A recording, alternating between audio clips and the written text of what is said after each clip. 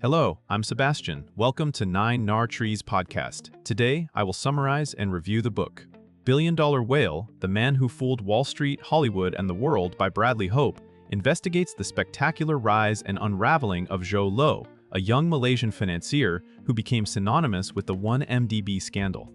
Framed as a fast-moving work of investigative reporting, the book traces how Low leveraged elite access, complex financial structures, and relentless social engineering to move enormous sums through the global banking system. It connects lavish spending in New York, Las Vegas, and the French Riviera with boardrooms, compliance desks, and government offices that should have raised alarms. Along the way, the narrative shows how status signals, celebrity proximity, and deal momentum can cloud judgment for institutions and individuals alike. More than a heist story, it is an examination of modern finance and governance, where money, influence, and image can outpace oversight. The result is a cautionary account of how a single operator exploited weaknesses across multiple industries and jurisdictions. I will give you key takeaways from this book. Firstly, building a persona that opens every door. A central theme is how Jho Low used identity, access, and spectacle as tools of financial strategy. Rather than presenting himself as a traditional businessman with a transparent track record, he cultivated the image of a connected dealmaker who could broker introductions and move capital at speed. The book highlights how elite environments reward perceived proximity to power, and how Low used that bias to gain credibility quickly. Lavish parties, luxury travel, and high-profile friendships were not only indulgences, but also signals that suggested legitimacy to outsiders. When a figure appears embedded in networks of wealth and authority, gatekeepers can treat that appearance as proof, lowering the threshold for verification. The story illustrates how social validation can substitute for due diligence, especially when everyone believes someone else has already vetted the person. In this framing, celebrity and status become a form of collateral. The broader lesson is that fraud can be as much about psychology as accounting, relying on the human tendency to trust confidence, momentum, and belonging. Secondly, how big money moves through modern finance. The narrative maps the mechanics of moving vast sums across borders, using layers of entities, intermediaries, and transactions that can appear routine in global capital markets. It emphasizes how complexity itself can be a shield, making it difficult for any single participant to see the full picture. Banks, law firms, and financial professionals each handle a slice of a deal, often focused on their immediate responsibilities and incentives. When enormous fees and prestigious mandates are on the table, institutions may rationalize risk, accept weak explanations, or rely heavily on documentation that looks formal but is not meaningfully verified. The book portrays an ecosystem where money can be routed through multiple jurisdictions and structures, blurring beneficial ownership and the true purpose of transfers. It also underscores how compliance failures are not always caused by ignorance, but by organizational pressure, fragmented accountability, and the belief that high-status clients are low risk. Readers come away with a clearer sense of how fraud can scale when financial plumbing is complicated, global, and profit-driven.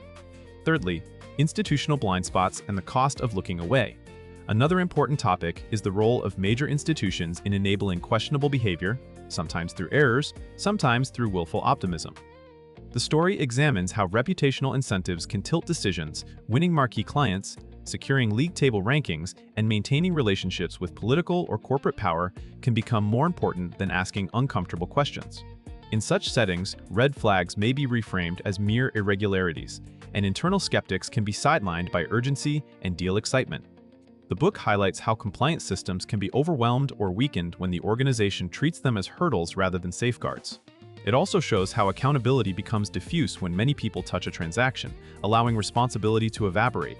Even when concerns surface, institutions may assume that regulators, counterparties, or other departments have handled the real vetting. The consequence is a systemic vulnerability where the appearance of legitimacy replaces proof. This theme broadens the story beyond one individual, presenting the scandal as a case study in how sophisticated environments can normalize risk when incentives reward speed, discretion, and revenue. Fourthly, Hollywood, philanthropy, and reputation laundering. The book also explores how cultural institutions and charitable giving can be used to convert suspicious wealth into social acceptance. By funding films, mingling with celebrities, and participating in high-profile social scenes, Low could project a narrative of success and generosity. These associations do more than entertain. They can soften scrutiny by turning a financier into a recognizable personality and a benefactor. The story suggests that celebrity adjacency creates a kind of reputational halo, where glamour and access distract from questions about origin of funds. Likewise, conspicuous philanthropy can function as a credibility shortcut, positioning the giver as civic-minded and therefore unlikely to be engaged in wrongdoing. The theme is not an indictment of entertainment or charity themselves, but a demonstration of how they can be exploited as image management tools. It invites readers to consider how industries that pride themselves on creativity and goodwill may still play a role in legitimizing suspect actors. The larger takeaway is that reputations can be engineered, and once a person is seen as an insider, skepticism becomes socially and professionally costly. Lastly, global investigations, political fallout, and lessons for oversight. As the scandal breaks wider, the narrative turns to investigations, cross-border enforcement, and the political consequences that follow. The case shows how difficult accountability becomes when alleged misconduct touches multiple countries, regulatory regimes, and powerful interests, evidence, jurisdiction, and cooperation must align, and delays can give key players time to maneuver. The book emphasizes the importance of investigative journalism and persistent law enforcement work in bringing clarity to complex financial stories. It also highlights how public outrage and political change can become catalysts for deeper scrutiny, especially when national institutions face questions of legitimacy. From a reader perspective, this portion functions as a map of how modern scandals are unwound, asset recovery efforts, legal actions, and reputational reckoning across finance and politics. The broader lesson is preventative. Stronger transparency around beneficial ownership, more independent compliance functions, and better incentives for raising concerns can reduce the chance of repetition. The story encourages a shift from trusting prestige to demanding verifiable facts, reminding readers that globalized finance requires equally globalized vigilance. In conclusion, this book fits readers who enjoy investigative nonfiction, true crime-scale financial stories, and anyone curious about how modern fraud operates in plain sight. It is also valuable for professionals and students in finance, law, compliance, public policy, or journalism, because it shows how incentives and fragmentation can weaken safeguards even in sophisticated institutions. The benefit is practical as well as moral.